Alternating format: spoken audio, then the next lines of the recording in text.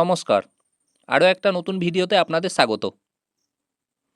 আজকের এই ভিডিওতে আমরা ক্রিকেটের এমন একটি বিশ্ব রেকর্ডের ব্যাপারে আলোচনা করব যে বিশ্ব রেকর্ড ভাঙা প্রায় অসম্ভব। আসুন তাহলে শুরু করা যাক।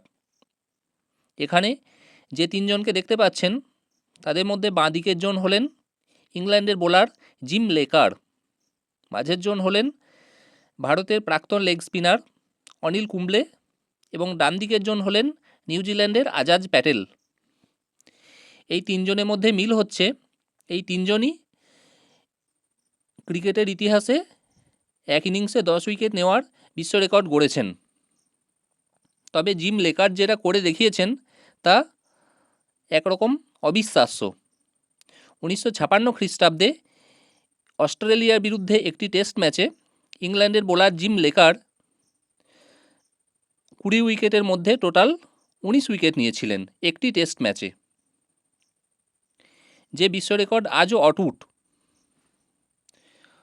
অনিল কুম্বলে 1999 সালে পাকিস্তানের বিরুদ্ধে এক ইনিংসে 10 উইকেট নিয়েছিলেন এবং আজাজ প্যাটেল 2021 খ্রিস্টাব্দে ভারতের বিরুদ্ধে এক ইনিংসে 10 উইকেট নিয়েছিলেন।